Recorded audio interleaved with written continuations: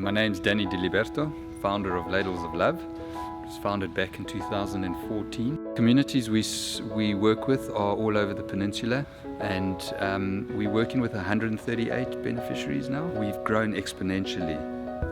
We've been able to do that because of all the kindness that we have experienced from individuals and corporates such as Interbet, who just want to be part of the change.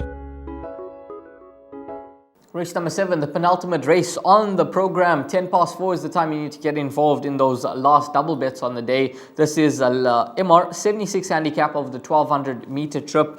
Interview for you, MJ Orendal and Craig Goody. Yeah, she's completely disregarded, but he's having his second run, which I don't pay much attention to. I am bringing him back to the 1200 because he's a very big horse, and he really needed that last run. A bit more than what I expected, so I think the 6 furlongs will be a hell of a lot better for him. But this is another horse that people must definitely put in their book. He's a horse that follow him from Sunday. Watch how he runs. I think he'll run a good race, but definitely a horse to follow in the next couple of months to come. October Song. She's a filly that doesn't seem to like Greyville at all. She's definitely better at Scottsville. And she's run some nice races down the straight, working nicely.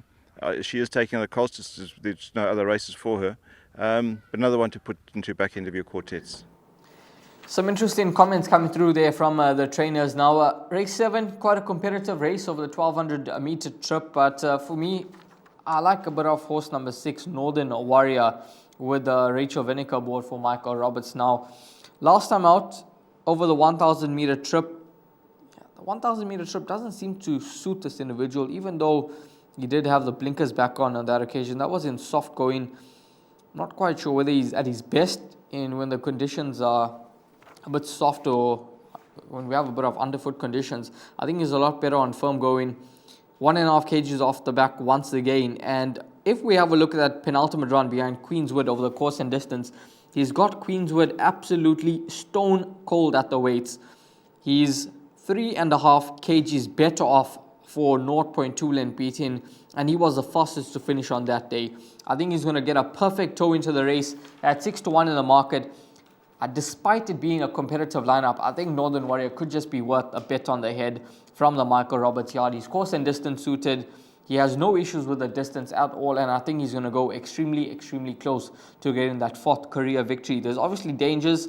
Queenswood, despite him being worse off at the weights with Northern Warrior, he must be a horse to include into the mix because everything went wrong at the start for him last time out, but he still managed to get the job done, so he'll be right there. Number 8, Beachwood Boy, unfortunately just coming through. He is a scratching, so he won't be taking his part in the lineup, and there should be some betting adjustments. So obviously Northern Warrior, I mentioned 6-1, that should be a lot shorter once the betting has adjusted itself. Devon, for you, now that number 8, Beachwood Boy, is scratched, because I know you were strong on this individual, where would you look for a top choice now?